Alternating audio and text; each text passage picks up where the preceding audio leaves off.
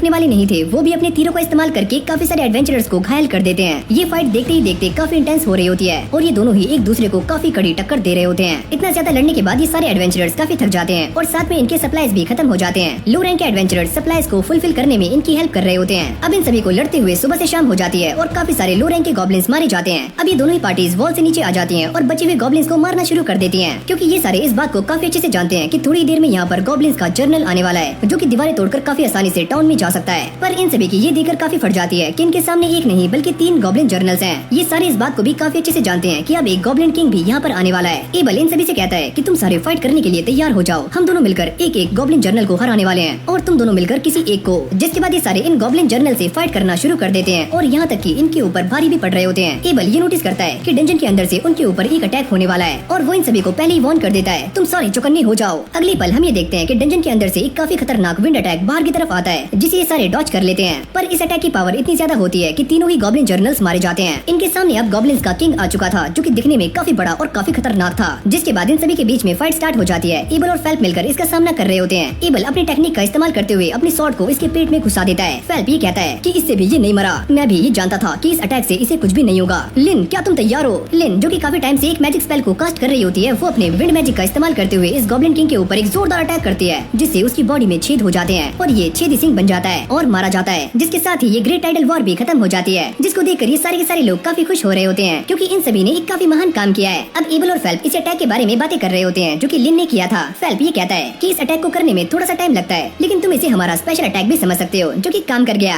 फिर हम रियो को देखते हैं, जो दोबारा से गिल्ड में आ जाता है। पर वो ये देखकर काफी शॉक था कि सारे लोग यहाँ पर पार्टी कर रहे हैं और वो ये सोचता है कि यहाँ पर क्या हुआ। इस तरफ गिल्ड मास्टर काफी टेंशन में होते हैं, वहाँ पर सारे लोग पार्टी कर रहे होंगे, पर मेरे पास काफी ज्यादा काम है। अब नील्स रियो को ये समझा रहा होता है, ग्रेट टाइटल वॉर अब खत्म हो चुकी है, इसीलिए सारे लोग पार्टी कर रहे हैं, तो तुम भी एंजॉय करो। ये सारे अब एबल की तारीफें कर रहे होते हैं। तभी एबल भी यहाँ पर आ जाता है। मैंने जिस स्किल का इस्तेमाल किया उसका नाम था परफेक्ट शैडो। तभी उसके बाकी साथी भी यहाँ पर आ जाते हैं, यानी कि उसके पार्टी मेंबर्स, और रियो से बातें कर रहे होते हैं। वो ये पूछते हैं, क्या तुम सच में आसमान में एक मैजिक वॉल बना सकते हो? रियो कहता है कि ये तो मेरे लिए काफी आसान है। अब अगली सीन में हम ये देखते हैं कि रियो के सारे दोस्त एकदम नल्ले हो जाते हैं, क्योंकि डंजन 1 महीने के लिए बंद है और इन सभी को कोई भी जॉब नहीं मिल रही है। तभी रियो भी यहाँ पर आ जाता है। वो ये पूछते हैं, क्या तुम भी यहाँ पर जॉब ढूंढने के लिए आए हो? अरे नहीं, ऐसा कुछ भी नहीं है, मैं तो बस एल्केमी की प्रैक्टिस करना चाहता हूँ। रियो जिस चीज को यहाँ पर लेने के लिए आता है वो चीज सच में काफी महंगी है। उसके दोस्त कहते हैं कि वो चीज 50 गोल्डन कॉइन्स में आती है, तुम सच में काफी अमीर हो। जिसके बाद रियो इन सभी को अपनी पार्टी में हायर कर लेता है। वो ये कहता है, अगर तुम सारी मेरी हेल्प करोगे तो मैं तुम सभी को इंडिविजुअली 5-5 गोल्डन कॉइन्स दूंगा। ये सुनने के बाद सारे लोग काफी शॉक्ड हो जाते हैं। रियो उनसे कहता है कि जो भी ऑर्ब तुम यहाँ पर लेकर आओगे वो मैं तुमसे 25 गोल्डन कॉइन्स में खरीदने वाला हूँ। अच्छा ठीक है, हम सारे उन ऑर्ब्स को यहाँ पर लेकर आएंगे। तभी रियो को किसी के चिल्लाने की आवाज आती है और जैसे वो बाहर देखता है तो यहाँ पर कुछ नाइट्स एक लड़की को लेकर जा रहे होते हैं। ये लड़की तो काफी अच्छी है और हम रात में इसके साथ मजे भी करेंगे। तभी उसका साथी यहाँ पर आ जाता है, जो कि इस लड़की को छुड़ाने की काफी कोशिशें करता है और एक नाइट को धक्का भी दे देता है, जिससे उसे काफी गुस्सा आ जाता है। तुमने ये काफी बड़ी गलती कर दी है। लेकिन जैसे वो इस बंदे के ऊपर अटैक करने वाला होता है तभी वो अचानक से नीचे गिर जाता है। तुमने ये क्या किया?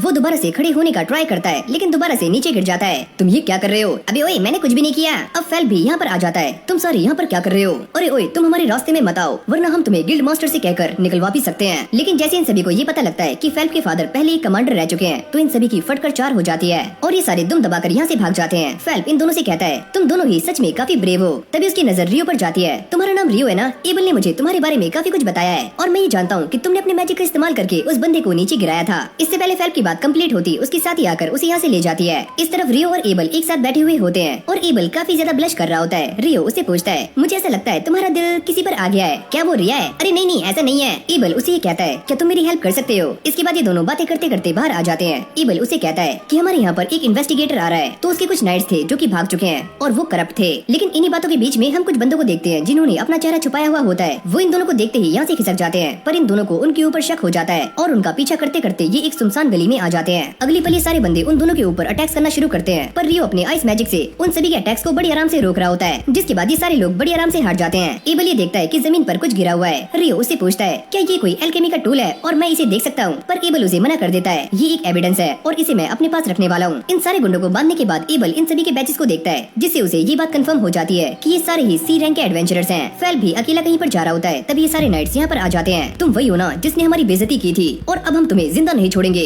मैं तुम्हें मार मार कर तुम्हारा कचुम्बर बना दूंगा। लेकिन तभी अचानक ये सारे बंदे फ्रीज हो जाते हैं और फेल्प के साथी यहाँ पर आ जाती है, जो कि एक इन्फर्नो की इंचांटेशन करती है और ये सारे के सारे लोग जलकर कबाब बन जाते हैं। अब ये इन्वेस्टिगेटर्स भी गिल्ड मास्टर के सामने आ जाते हैं। वो ये कहते हैं, तुम आज ही यहाँ पर आए हो और सारी चीज की इन्वेस्टिगेशन कर रहे हो। तुम ये चाहते हो कि डंजन को आज खोला जाए और तुम्हारे साथ मैं कुछ एडवेंचर्स को भेजूं तुम्हारी प्रोटेक्शन के लिए। क्या तुम पागल हो गए हो? एक बंदा ये कहता है, क्या तुम ये बात नहीं जानते कि किंग ने हमें सारी परमिशन दे दी है कि हम यहाँ पर सारी चीजों को यूज कर सकते हैं। गिल्ड मास्टर उन्हें समझाने का काफी ट्राई कर रहे होते हैं, पर ये बंदा काफी गुस्से में आ जाता है और दूसरा वाला बंदा उसे शांत करता है। ये बंदा जिसका नाम है क्लिव, वो ये कहता है, लेकिन फिर भी हमें डंजन को खोलना होगा। गिल्ड मास्टर उससे ये कहते हैं, अगर यहाँ पर कुछ भी होता है तो उसकी जिम्मेदारी तुम्हारे ऊपर आएगी, न कि यहाँ की गिल्ड और एडवेंचरर्स के ऊपर। और ये सारे बंदे गिल्ड मास्टर की इस शर्त को भी मंजूर कर लेते हैं। वो ये कहते हैं, क्या एडवेंचरर्स हमारे साथ जाएंगे? गिल्ड मास्टर उनसे ये कहते हैं, वो तो उन्हीं के ऊपर डिपेंड करता है। रियो जैसे गिल्ड में जा रहा होता है तभी उसे यहाँ पर एक लड़की मिलती है, प्लीज मुझे भी लेकर अंदर चलो, मुझे यहाँ पर एक लेटर को डिलीवर करना है। अब एबल को भी ये लेटर मिल जाता है जिसमें ये लिखा हुआ था कि उन्हें सारे के सारे इन्वेस्टिगेटर्स को सपोर्ट करना है जब वो डंजन के अंदर जा रहे हो। एबल ये सोचता है, मुझे तो ऐसा लगा था कि डंजन को बंद कर दिया गया है, पर ऐसा भी हो सकता है कि कुछ पावरफुल लोग यहाँ पर आए हों। जिसके बाद एबल ये कहता है कि वो डंजन काफी ज्यादा खतरनाक है और एक बार वहाँ पर एक ए रैंक की पार्टी गई थी और वो कभी भी लौट कर वापिस नहीं आई और उनका जो लीडर था वो एस रैंक का था, वो तक भी वापिस नहीं आया। एबल ये कहता है कि हम सारे इस बारे में नहीं जानते कि उस डंजन में क्या चल रहा है। रियो ये कहता है, तो चलो एक काम करते हैं, उस डंजन से दूर रहते हैं। रियो की जाती ये लड़की जिसका नाम है नटालिया, वो अपना इंट्रोडक्शन देती है और ये लड़की एक वाटर मेज की फैमिली से बिलोंग करती है। लिन उससे पूछती है, क्या तुमने कभी ऐसे कास्टर के बारे में सुना है जो कि आइस वॉल को काफी दूर से बना सके, वो भी आसमान में? नटालिया उससे कहती है कि नहीं, मैंने इसके बारे में कभी भी नहीं सुना। एबल उससे कहता है, मुझे ऐसा लगता है कि तुम अब भी रियो के पीछे हो। पर ये बात सुनने के बाद नटालिया भी काफी शॉक्ड हो जाती है कि सच में ऐसा मैजिक एग्जिस्ट करता है। रिया उससे कहती है कि जो लड़का अभी यहाँ से गया है वो ऐसे मैजिक को कास्ट कर सकता है। अभी सारे ऐसे ही बैठकर रियो के बारे में बातें कर रहे होते हैं। एबल उन सभी से कहता है, अगर रियो कभी हम सबके खिलाफ हो जाता है तो हमें उससे फाइट नहीं करनी है, क्योंकि हम चारों मिलकर भी उसे हरा नहीं सकते। तो बेटर यही होगा कि हम उसके सामने सरेंडर कर दें। लेकिन एक बात तो साफ है कि रियो एक काफी अच्छा इंसान है। फिर हमारा सीन चेंज हो जाता है और ये सारे के सारे लोग डंजन में जाने के लिए एकदम तैयार हैं और इन सभी के पास एक माना डिटेक्टर होता है जो कि एनवायरनमेंट में किसी भी तरह के माना को आसानी से डिटेक्ट कर सकता है। जिसके बाद ये सारा का सारा डेटा टीम के पास चला जाएगा जो कि टेंट के अंदर है। ये सुनने के बाद एबल भी काफी हैरान हो जाता है कि एलकेमी भी काफी कमाल की चीज है। अभी सारे मिलकर डिसाइड करते हैं कि वो इस डंजन के अंदर जाने वाले हैं, लेकिन आज बस 3rd लेयर तक। इस तरफ ये सारे के सारे बंदे रियो के लिए ऑर्ब लेकर आ जाते हैं और रियो उन्हें पेमेंट कर देता है। ईटो इस बात को लेकर काफी परेशान होता है कि डंजन को दोबारा से खोल दिया गया है और वहाँ पर सिर्फ डी रैंक और उससे ऊपर वाले ही एडवेंचरर्स जा सकते हैं। फिर हमें दोबारा से उसी डंजन के अंदर का सीन दिखाया जाता है जहाँ पर एबल ये बताता है कि उन्हें इस डंजन में आए हुए 3 दिन हो चुके हैं, लेकिन उन्हें यहाँ पर एक भी मॉन्स्टर दिखाई नहीं दिया। यहाँ तक कि वो 7 लेयर्स को पार कर चुके हैं और इन्वेस्टिगेशन टीम को भी अंदर कुछ भी महसूस नहीं हो रहा है। शायद हमें और भी अंदर जाना होगा। पर तभी अचानक वो अपने सामने कुछ बंदों को देखते हैं जो काफी जल्दी में होते हैं। रिया उन सभी को देखकर ये कहती है कि इन सभी को ऐसा लगता है कि जो मॉन्स्टर्स बाहर आए थे वो इस डंजन में काफी अंदर हैं। यहाँ तक कि ये सारे के सारे लोग रॉयल सेंट्रल से हैं। इस तरफ गिल्ड मास्टर इन सभी को ये बता रहे होते हैं कि जो ई और एफ रैंक के एडवेंचरर्स हैं वो डंजन में जा नहीं सकते, तो इसलिए उन सभी को कुछ और काम दिया जाएगा। वो ये कहते हैं, वैसे भी हम दूसरी जगह से खाना इंपोर्ट कर रहे हैं और व्हाइट ब्रिगेड उन्हें सेफ्टी दे रही है, अगर तुम भी कुछ हेल्प करना चाहते हो तो तुम बता सकते हो। तभी रियो उनसे ये पूछता है कि उस वॉर के दौरान जिन मॉन्स्टर्स के मैजिक स्टोन को रिकवर किया गया था उनका कलर क्या था? तुम सच में काफी तेज हो। वैसे ग्रेट टाइटल वॉर के दौरान हमें जो मैजिक क्रिस्टल मिले हैं उनका कलर कुछ पेल जैसा था, यानी कि हल्का पीला। यहाँ तक कि गॉब्लिन और उसके जनरल के भी मैजिक स्टोन का कलर एकदम सेम था। अगली सीन में सारे डंजन में एक अजीब से गेट के सामने आ जाते हैं। इन सभी को ऐसा लगता है कि ये गेट उन्हें किसी और जगह से कनेक्ट कर रहा है और यहाँ पर काफी बड़ी गड़बड़ भी हो सकती है। जिसके बाद ये अपने सारे के सारे इक्विपमेंट्स को तैयार कर लेते हैं, पर जैसे ही ये सारे लोग अपना एक्सपेरिमेंट स्टार्ट करते हैं तो ये सारे कहीं और ही टेलीपोर्ट हो जाते हैं। यहाँ तक कि एबल और उसकी टीम भी टेलीपोर्ट हो चुके हैं। जैसे ही इस सभी के बारे में बाहर बैठी हुई टीम को पता लगता है तो वो भी काफी शॉक्ड हो जाते हैं और यहाँ पर नटालिया बैठी होती है। वो भी ये देखकर काफी हैरान थी कि डंजन के अंदर से सारे एडवेंचरर्स की रीडिंग गायब हो चुकी है।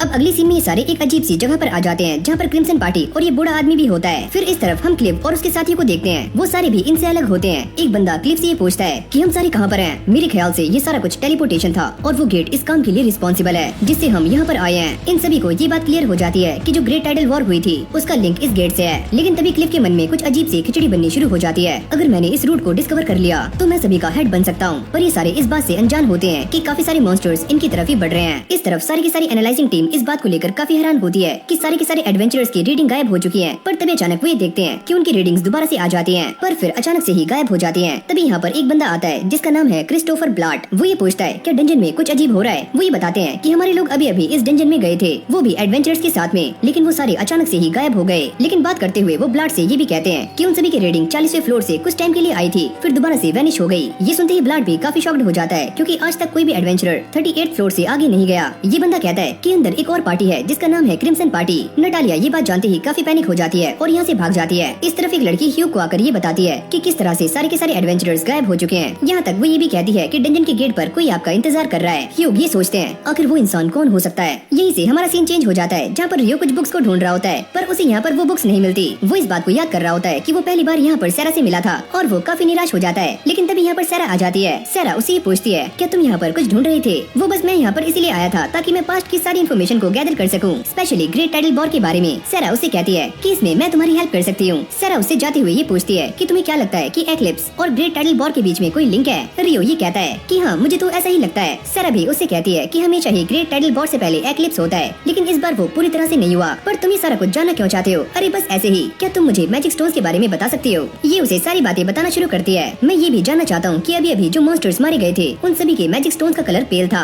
ऐसा क्यों हुआ? सैरा उसे कहती है अगर ऐसी ही बात है तो वो सारे मॉन्स्टर्स अभी अभी ही स्पॉन किए गए होंगे, यानी कि रिसेंटली। अब रियो उसे कहता है कि मैंने ये बात आज से पहले कभी भी नहीं सुनी, कितने सारे गॉब्लिन्स एक साथ स्पॉन हो गए हों और साथ में उनके जनरल्स भी। सैरा भी उसे सारी की सारी इन्फॉर्मेशन दे रही होती है और ये दोनों ऐसे ही बातें कर रहे होते हैं। फिर हमें इस डंजन के अंदर का सीन दिखाया जाता है जहाँ पर ये बंदा कहता है मुझे ऐसा लगता है कि हम इस डंजन में किसी और जगह पर टेलीपोर्ट हो चुके हैं या फिर हम कहीं और हैं। पर वो ये देखते हैं कि उनके सारे के सारे डिवाइसेस सही तरीके से काम कर रहे हैं, यानी कि वो लोग हमारे लिए हेल्प भी भेज सकते हैं। पर जैसी रिया अपने आसपास के इलाके को देखती है तो वो ये कहती है कि ये बिल्कुल सेंचुरी स्क्वायर की तरह है, जो कि एक तरह का हाई रैंकिंग डिफेंसिव स्पेल है जिसे बस हाई रैंक के प्रीस्ट ही कास्ट कर सकते हैं। एबल कहता है यानी कि हम सारे एक ट्रैप के अंदर फंस चुके हैं। लिन अपने मैजिक का इस्तेमाल करके यहाँ के बारे में पता लगाओ, जिसके बाद वो अपने मैजिक को कास्ट करके ये पता लगाती है कि यहाँ से 500 मीटर दूर काफी सारे ह्यूमंस हैं, लगभग 1000। एबल ये समझ जाता है कि क्लिव और उसके साथी भी यहाँ पर आ चुके हैं, चलो उनकी तरफ चलते हैं। इस तरफ ह्यूग भी ब्लाड से मिल जाता है और वो ये बात सुनने के बाद काफी ज्यादा पैनिक हो जाता है कि सारे के सारे एडवेंचरर 40th फ्लोर से गायब हो चुके हैं और दोबारा से भी वहीं पर दिखाई दिए थे। ब्लाड ये कहता है कि हम भी वहाँ जाने का रिस्क नहीं ले सकते,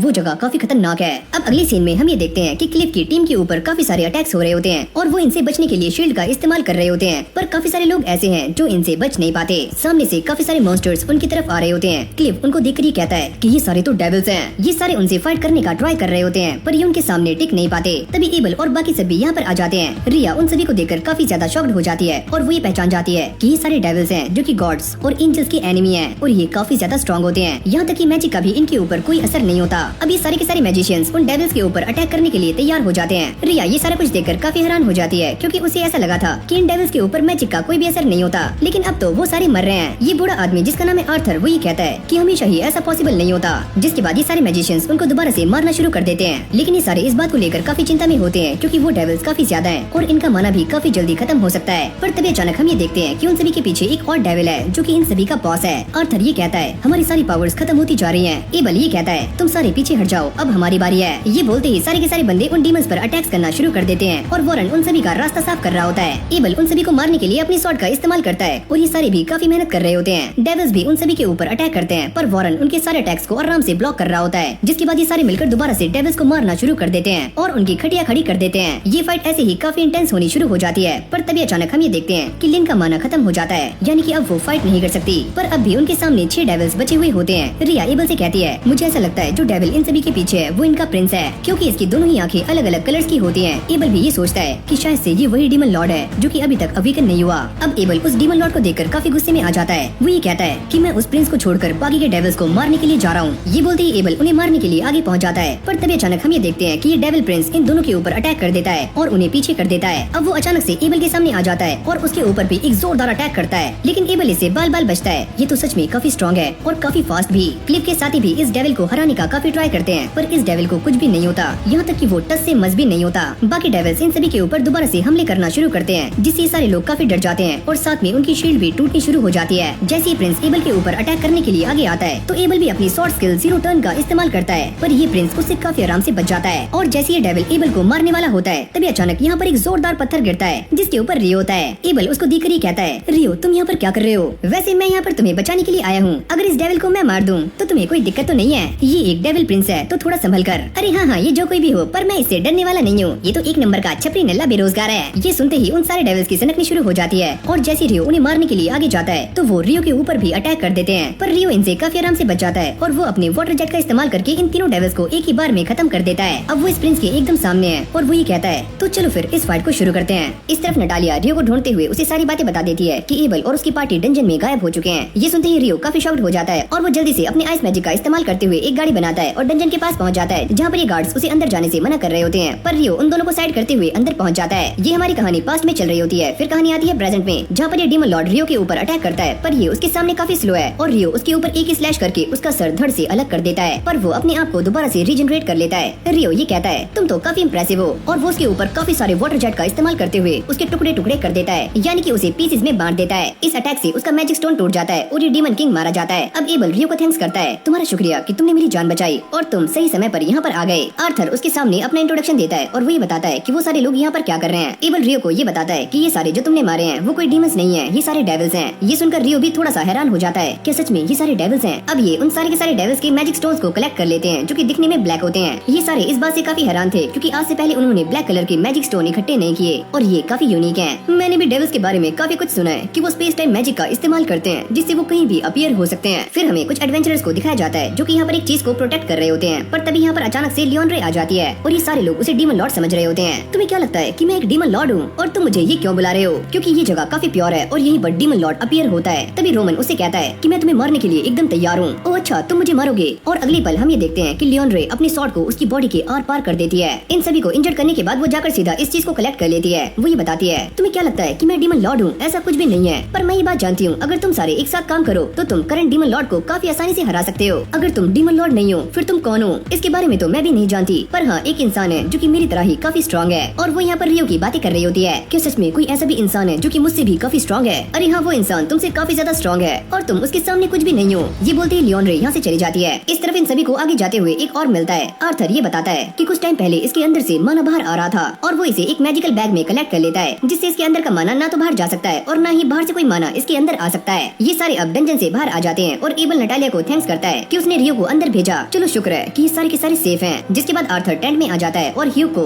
रियो के बारे में सारा कुछ बताना शुरू करता है। ह्यूग उसे ये पूछता है, आखिरकार रियो कौन है और वो इतना स्ट्रॉन्ग कैसे है? मैं उसके बारे में ज्यादा कुछ नहीं जानता, बस मुझे इतना पता है कि उसने डंजन में काफी सारे डेविल्स को बड़ी आसानी से ही जान से मार दिया। पर ये दोनों इस बात को लेकर काफी सेटिस्फाई होते हैं कि रियो अभी उनकी साइड है और वो उसे अपने लिए खतरा बनाना नहीं चाहते। अगले सीन में रियो भटकता हुआ कहीं पर जा रहा होता है, पर तभी उसे करी की स्मेल आती है और वो खिंचता हुआ एक रेस्टोरेंट में आ जाता है जहाँ पर उसे सैरा मिलती है। क्या तुम भी इस जगह के बारे में पहले से ही जानते हो? वो ये कहता है, अरे नहीं, मुझे बस कुछ स्मेल आई और मैं यहाँ पर आ गया। खाना खाने से पहले ये दोनों थोड़ी सी बातें करते हैं और जैसे ही उनका खाना यहाँ पर आता है तो ये खाना रियो को भी काफी पसंद आ रहा होता है। अब खाना खाने के बाद ये दोनों बाहर आ जाते हैं जहाँ पर ये डिसाइड करते हैं कि वो दोनों एक फ्रेंडली बैटल करने वाले हैं। अब अगले सीन में हम इन्हें एरिना में देखते हैं जहाँ पर वो ये कहती है कि मैं इस बात को जानती हूँ कि तुम्हारे अंदर अब भी फाइट करने की भूख है जो कि अभी शांत नहीं हुई है। रियो ये बात सुनने के बाद थोड़ा सा हैरान हो जाता है कि वो इसके बारे में इतना कुछ कैसे जानती है, यहाँ तक कि ये भी कि रियो सॉर्ड और मैजिक का भी इस्तेमाल करता है। सैरा ये कहती है कि मैं ये सारा कुछ बस इसलिए जान पाई क्योंकि मैं भी मैजिक और सॉर्ड का इस्तेमाल करती हूँ और तुम्हारे चलने की जो मूवमेंट है वो भी मेरे लिए काफी फैमिलियर है। जिसके बाद इन दोनों के बीच में फाइट स्टार्ट हो जाती है और ये दोनों ही एक दूसरे के ऊपर काफी खतरनाक अटैक्स कर रहे होते हैं और काफी आराम से एक दूसरे के अटैक्स को डॉज भी कर रहे होते हैं। तुम सच में काफी तेज हो। अरे हाँ, मैं ये जानती हूँ, पर तुमने मेरे अटैक को डॉज किया, ये काफी बड़ी बात है क्योंकि आज से पहले कोई भी नाइट मेरे अटैक को डॉज नहीं कर पाया। वो और भी ज्यादा सीरियस होकर रियो पर अटैक्स करना शुरू करती है और रियो भी उसके सारे अटैक्स को बड़ी आराम से डॉज कर रहा होता है, लेकिन आखिरकार वो रियो को हरा देती है और अब वो रियो के गले लग जाती है। तुम तो सच में काफी अमेजिंग हो।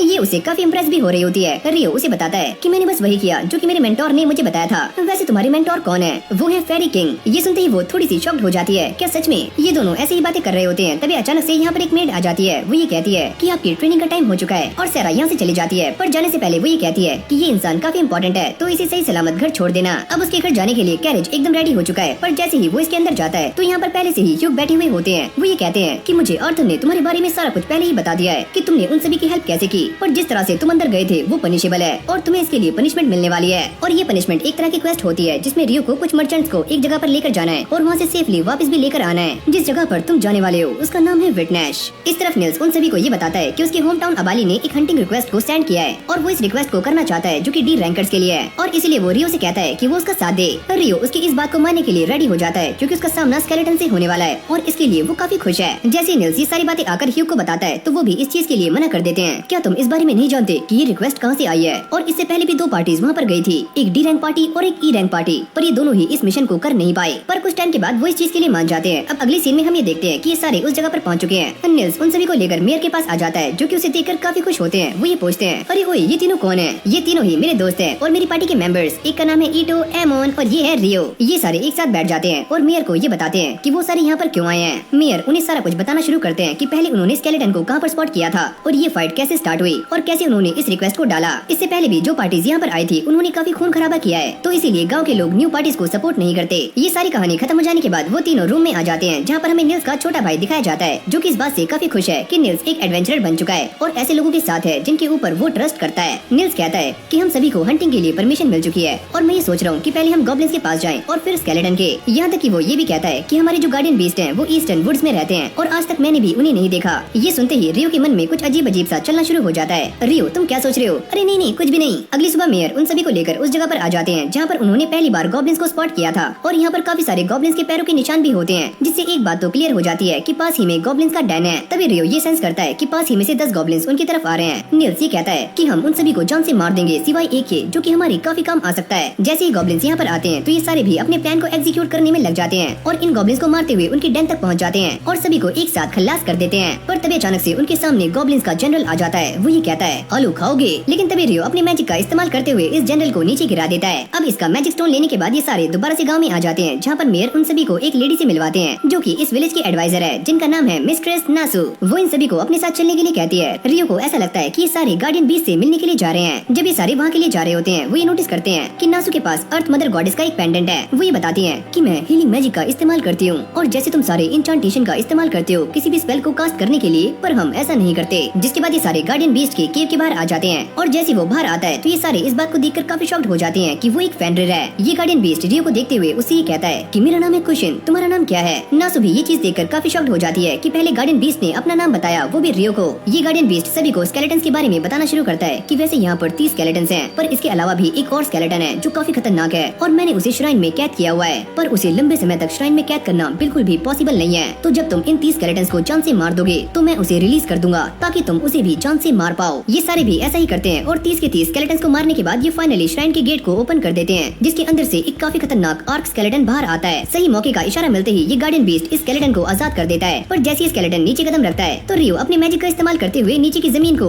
बर्फ में कन्वर्ट कर देता है, जिससे कि वो नीचे गिर जाता है और ये दोनों उसके ऊपर अटैक कर देते हैं। और ये स्केलेटन काफी खतरनाक है और दोबारा से खड़ा हो जाता है, पर उसे यहाँ पर खड़े होने में काफी दिक्कतें आ रही होती हैं और निल्स उसके सर पर एक जोरदार अटैक करता है, पर उसका सर भी काफी मजबूत है जिससे उसे कुछ भी नहीं होता। जिसके बाद निल्स उसके नेक पर अटैक करके उसे जान से मार देता है और अभी सारे अंदर आ जाते हैं जहाँ पर वो ये देखते हैं कि उनके सामने एक स्टैचू है जिसके अंदर से एक पार्ट मिसिंग है। इन सभी को ऐसा लगता है कि ये केव कहीं न कहीं से पावर को डिराइव कर रही है। नासु ये कहती है कि चलो हम सारे बाहर चलते हैं और मैं अपनी सॉर्सरी से इस केव को सील कर दूंगी। जिसके बाद ये सारे बाहर आ जाते हैं और इन सभी का ये मिशन कंप्लीट हो जाता है, जिससे ये सारे काफी खुश हैं। फिर हम दो नाइट्स को प्रैक्टिस करते हुए देखते हैं और जैसे उनकी ये प्रैक्टिस खत्म हो जाती है तभी एक बंदा यहाँ पर आता है। वो ये कहता है कि तुम सारे ध्यान दो, कमांडर को तुमसे कुछ बात करनी है। अगली पल कमांडर यहाँ पर आ जाती है और वो ये कहती है मैं और लेफ्टिनेंट 2 महीनों के लिए विटनेस जा रहे हैं और जब मैं वहाँ से आऊंगी तो मुझे तुम सभी के अंदर काफी अच्छी इंप्रूवमेंट चाहिए। ये बोलते ही वो यहाँ से निकल जाती है और ये जो बंदा है वो एक इन्फर्नो मैजिशियन है। अब सारे के सारे कैरेजेस विटनेस जाने के लिए तैयार हो जाते हैं और रियो और निल्स भी यहीं पर होते हैं। रियो उससे पूछता है क्या तुम सच में अपनी पार्टी का नाम रूम 10 रखना चाहते हो? अरे हाँ, ये नाम काफी अच्छा है और ये हमें काफी अच्छे से रिप्रेजेंट करता है। जिसके बाद वो बताता है कि विटनेस में एक फेस्टिवल होने वाला है जो कि हर 5 साल में एक बार होता है और रियो भी इस फेस्टिवल का नाम सुनते ही काफी खुश हो जाता है, यानी कि उसकी एक्साइटमेंट काफी बढ़ जाती है। अब ये उस जगह पर पहुंच जाते हैं और मर्चेंट उनसे कहते हैं कि हम लून के लिए 10 दिनों के बाद जाने वाले हैं, तब तक तुम सारे फ्री हो। ये सुनते ही वो सारे इस फेस्टिवल को एंजॉय करने के लिए बाहर आ जाते हैं। जिसके बाद हम काफी सारे कैरेजेस को देखते हैं जो कि एक साथ रुके हुए होते हैं और यहाँ पर फिर से हमें उसी बंदे को दिखाया जाता है, यानी कि इन्फर्नो मैजिशियन, और इसका नाम है ऑस्कर। इस तरफ कासल में भी सारे लोग पार्टी को एंजॉय कर रहे होते हैं और यहाँ पर डेबुया एम्पायर के 3rd प्रिंस भी आए हुए होते हैं जिनका नाम है कोनार्ड। क्रिम्सन पार्टी भी यहाँ पर पहुँच चुकी है और एबल उन सभी को लीड कर रहा है। जब तक कि ह्यूग यहाँ पर नहीं आ जाते, उनके आते ही एबल फ्री हो जाएगा।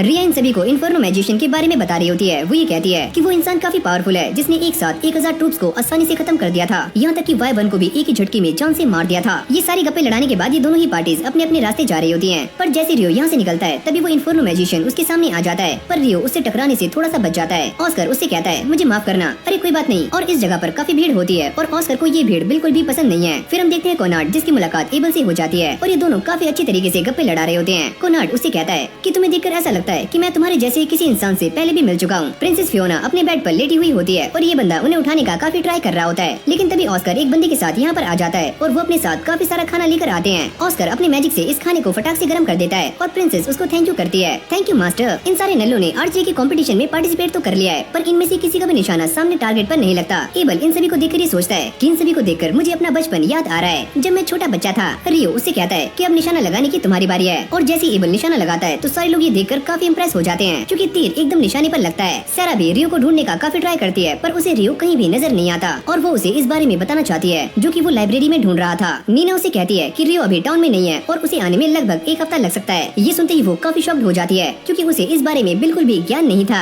अब वो काफी सैड होने के बाद यहाँ से चली जाती है और फिर हमें दोबारा से रियो और उसके साथियों को दिखाया जाता है जिन्होंने एक बोट रेस में पार्टिसिपेट किया हुआ है, पर रियो दूर से खड़ा हुआ उन सभी को नोटिस कर रहा होता है। है। लेकिन भाई रेस स्टार्ट होते ही निल्स और डैन के बीच में फाइट स्टार्ट हो जाती है और ये दोनों ही लड़ते लड़ते अपनी अपनी बोट्स को तोड़ देते हैं, यहाँ तक कि वो अपने साथियों के भी चप्पू को तोड़ देते हैं और ऐसी फाइट करते हुए आगे जा रहे होते हैं। पर तभी अचानक हम ये देखते हैं कि इन दोनों की बोट्स आपस में भिड़ जाती हैं, जिससे ये सारे पानी में गिर जाते हैं और इस रेस में लास्ट आते हैं। लेकिन भाई फिर भी इन दोनों की किस्मत काफी अच्छी होती है कि लास्ट आने के बाद भी इन दोनों को रिवॉर्ड मिल जाता है, क्योंकि इन्होंने जनता को काफी ज्यादा एंटरटेन किया। लेकिन अब भी ये इस रिवॉर्ड को लेकर लड़ रहे होते हैं। अभी सारे खड़े हुए एक शिप को नोटिस कर रहे होते हैं, जिसकी बनावट कुछ अजीब सी होती है। तभी ह्यूग यहाँ पर आ जाते हैं और वो ये बताते हैं कि ये वाली शिप विंड शूटर है। वैसे ये वाली शिप काफी यूनिक है, क्योंकि ये विंड मैजिक और वाटर मैजिक के कॉम्बिनेशन से बनी है। विंड मैजिक इसे पानी के ऊपर रखता है और वाटर मैजिक इसे पानी के लेवल पर। जिसके बाद ये सारे एक शॉप में आ जाते हैं, क्योंकि ईटो को एक क्रॉसबो चाहिए होता है ताकि वो इन सभी की फाइट में हेल्प कर पाए। अरे बच्चे, तुम ये वाला ले सकते हो, इससे तुम एक बार में काफी सारे एरोस को शूट कर पाओगे। और ईटो को ये वाला क्रॉसबो काफी ज्यादा पसंद आता है। जिसके बाद हम दो सस्पिशियस बंदों को बात करते हुए सुनते हैं और वो ये कहते हैं कि सारा कुछ हमारे प्लान के हिसाब से चल रहा है। दूसरा बंदा ये कहता है, तुम पहले मुझे ये बताओ कि फेस्टिवल से कौन कौन लोग वापस जा चुके हैं। यहाँ से ह्यूग वापस जा चुके हैं और उनका प्रॉक्सी एबल अब भी यहाँ पर है। तुम इसके बारे में चिंता मत करो, हम सारा कुछ अपने प्लान के हिसाब से एग्जीक्यूट करने वाले हैं। ये दोनों अब भी कासल में गप्पे लड़ा रहे होते हैं। तभी कोनार्ड की छोटी बहन यहाँ पर आ जाती है, यानी कि फियोना, और कोनार्ड उसे एबल से इंट्रोड्यूस करवाता है और उसे ये बताता है कि ये इंसान काफी अच्छा है, इसका नाम है एबल और ये एक बी रैंक का एडवेंचरर है। जिसके बाद हम ये देखते हैं कि ये पूरा कासल एक प्रोटेक्टिव शील्ड से सिक्योर किया गया है। एबल ये सोचता है कि मेरी स्वॉर्ड कहाँ पर है। चलो छोड़ो, ये कासल काफी सिक्योर है और लगता है मुझे उसकी जरूरत नहीं पड़ेगी। पर तभी अचानक इसकी वायर में कुछ दिक्कतें आनी शुरू हो जाती हैं, जिससे ये प्रोटेक्टिव लेयर यहाँ से गायब हो जाती है। फिर हमें ऑस्कर का एक पास्ट दिखाया जाता है, जब वो एक छोटा सा बच्चा था और सभी की हेल्प किया करता था, यहाँ तक कि वो अपनी मॉम की भी खाना बनाने में हेल्प करता है और अपने फायर मैजिक से आग को काफी आराम से जला देता है। अब ऐसे ही सारे जंगल में हंटिंग करने के बाद रात को आराम से बैठकर पार्टी करते हैं और तभी अचानक यहाँ पर एक बंदा आता है। वो ये बताता है कि यहाँ पर काफी सारे बैंडिट्स आ रहे हैं और उनकी संख्या काफी ज्यादा है। तो ये सारे गाँव वाले उनसे लोहा लेने के लिए एकदम तैयार हो जाते हैं, जहाँ पर ऑस्कर के डैड उससे मना कर रहे होते हैं कि वो इस फाइट से काफी दूर चला जाए और जाकर कहीं छुप जाए और वो यहाँ पर रहकर सारे के सारे बैंडिट्स को यहाँ से भगाएंगे। पर तभी अचानक से यहाँ पर एक बैंडिट अंदर आ जाता है और अंदर आने के बाद इस डोर को ओपन कर देता है, जिससे सारे के सारे बैंडिट्स अंदर आ जाते हैं और सभी को मारना शुरू कर देते हैं। यहाँ तक कि एक बैंडिट ऑस्कर की मॉम को भी जान से मार देता है। ऑस्कर अपने फायर मैजिक से इस इंसान को भूनने का भी ट्राई करता है, पर ये इंसान टस से मस नहीं होता।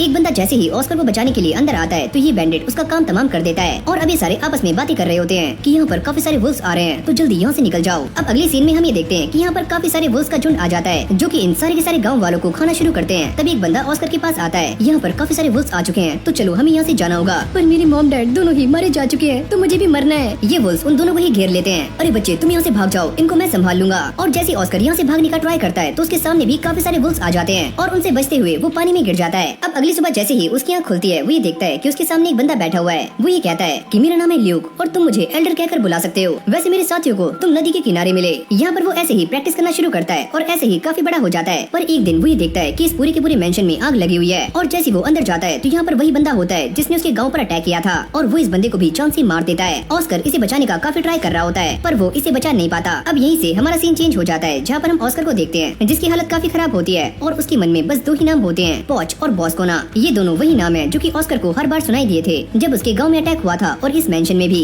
कहानी दोबारा से प्रेजेंट में आती है, जहाँ पर इस पूरे के पूरे मेंशन में फायर अटैक हो रहे होते हैं और इससे काफी सारे लोग इंजर्ड हो जाते हैं। फियोना अपने हीलिंग मैजिक का इस्तेमाल करके अपने भाई को बचाने का ट्राई करती है, पर वो काफी इंजर्ड हो चुका है। जिसके बाद यहाँ पर एक इमरजेंसी सिग्नल को लॉन्च किया जाता है, जिसको ये सारे लोग देख लेते हैं और साथ में रियो भी। इस तरफ कासल में काफी सारे अटैकर्स घुस चुके थे, लेकिन तभी ऑस्कर यहाँ पर आकर सभी को जान से मार देता है। कोनार्ड और फियोना भी इन सभी से बराबर की टक्कर ले रहे होते हैं और जैसे ये सारे अटैकर्स उनके ऊपर दमदार अटैक्स करते हैं, तो फियोना एक शील्ड बना लेती है, जिससे वो दोनों बच जाते हैं। अगले पल कोनार्ड के ऊपर एक स्पेशल स्पेल कास्ट किया जाता है, पर फियोना को इस बारे में पता लग जाता है, तो वो कोनार्ड को धक्का दे देती है और खुद उसके सामने आ जाती है। और ये एक काफी खतरनाक वोल्केनो स्पेल होता है। ऑस्कर की आंखें ये सारा कुछ देखकर फटी की फटी रह जाती हैं कि फियोना इस अटैक की चपेट में आ चुकी है। एमॉन और बाकी सभी इन अटैकर्स को संभालने का ट्राई कर रहे होते हैं, क्योंकि ये अटैकर्स काफी ज्यादा हैं और इन सभी पर एक एक करके भारी पड़ रहे हैं। पर तभी अचानक ये सारे अटैकर्स को जान से मार देते हैं और फियोना को किसी सेफ जगह पर ले जाने की बात कर रहे होते हैं। पर तभी यहाँ पर ऑस्कर आ जाता है और उसको ऐसा लगता है कि ये तीनों भी अटैकर्स हैं और वो इन पर काफी गुस्सा हो जाता है। यहाँ पर रियो आराम से पार्टी को एंजॉय कर रहा होता है और उसे इस बात से घंटा फर्क नहीं पड़ता कि कासल में आसपास क्या हो रहा है। ऑस्कर इन सभी को लास्ट वार्निंग देता है कि वो यहाँ से हट जाएं और अगली पल वो इन तीनों के ऊपर एक जोरदार अटैक करता है, लेकिन तभी ईटो सेंचुरी का इस्तेमाल करता है और इस अटैक से सभी को बचा लेता है। पर इससे वो भी काफी इंजर्ड हो जाता है। वो बार बार इन सभी के ऊपर अटैक करता है और ये सारे अटैक पहले के मुकाबले और भी ज्यादा स्ट्रॉन्ग होते हैं। और जैसे वो अपना अगला अटैक करता है, तो उसके सामने एक आइस बॉल आ जाती है, जो कि उसके अटैक को रोक लेती है। ये तुम मेरे दोस्तों के साथ क्या कर रहे हो? अरे ओए बच्चे, साइड हो जाओ, वरना मुझे तुम्हें भी जान से मारना होगा। जिसके बाद इन दोनों के बीच में एक काफी खतरनाक फाइट स्टार्ट हो जाती है, जहाँ पर ऑस्कर रियो को मारने के लिए उसके ऊपर एक के बाद एक काफी खतरनाक अटैक्स करना शुरू करता है। पर रियो ने भी कच्ची गोलियां नहीं खेली होती और वो भी उसके सारे अटैक्स को काफी आराम से डॉज कर रहा होता है, यहाँ तक कि काउंटर अटैक भी करता है। वो अपनी आइस के ऊपर स्लाइड करते हुए ऑस्कर पर अपनी शॉट से अटैक करता है, पर ऑस्कर अपनी शॉट से इस अटैक को काफी आराम से रोक लेता है और अब अब ये दोनों एक दूसरे के आमने सामने खड़े होते हैं और काफी गुस्से में भी हैं। तभी एबल यहाँ पर आ जाता है और वो इन दोनों को शांत होने के लिए कहता है, जिसके बाद वो ऑस्कर को सारी बातें समझाता है कि ये चारों उस अटैक में शामिल नहीं थे।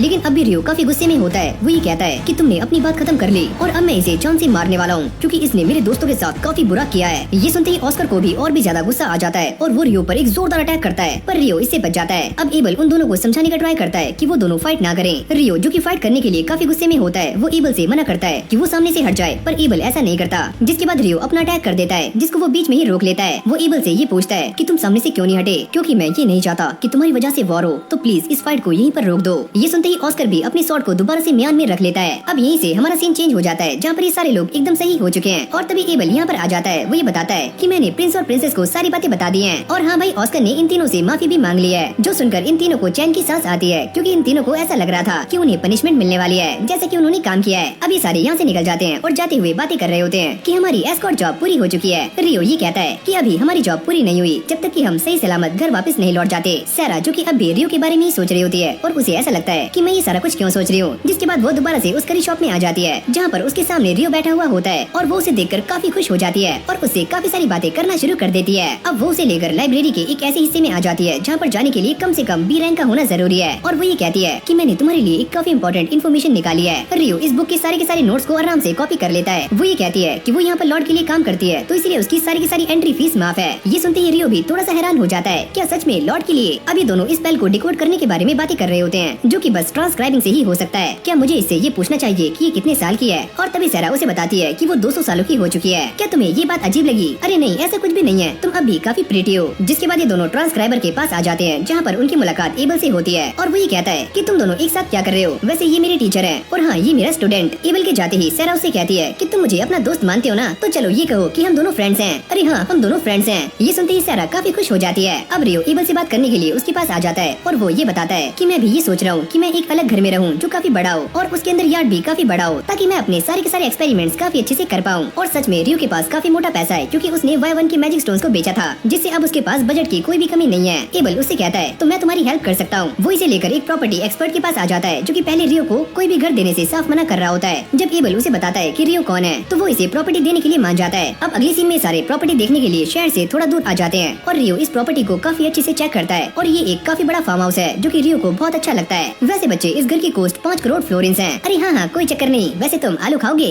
गॉड भी इस बात को काफी अच्छे से जानते हैं कि रियो और ऑस्कर के बीच में ऑलरेडी कॉन्फ्लिक्ट हो चुका है और आगे चलकर ये कॉन्फ्लिक्ट और भी ज्यादा खतरनाक हो सकता है। यहाँ तक कि वो ये भी कहते हैं कि जो सेफ और पीसफुल लाइफ रियो को चाहिए थी, वो उससे काफी दूर है। लेकिन भाई सच में ये वाली एनिमे काफी ज्यादा इंटरेस्टिंग थी और आगे चलकर इस एनिमे के अंदर और भी ज्यादा मजा आने वाला है, जहाँ पर हम रियो और ऑस्कर को दोबारा से आमने सामने देख सकते हैं। और अगर इन दोनों की फाइट दोबारा से हुई तो फाइट का लेवल काफी ज्यादा इंसेन होने वाला है और इस एनिमे का सीजन 1 अब यहीं पर एंड हो जाता है। एंड आई होप कि आपको ये वीडियो काफी अच्छी लगी होगी। अगर आपको ये वाली वीडियो अच्छी लगी हो तो वीडियो को लाइक करके चैनल को सब्सक्राइब करना मत भूलना। बाकी मैं मिलता हूँ आपसे एक और न्यू फ्रेश वीडियो के साथ। तब तक के लिए कीप वॉचिंग एनिसोड।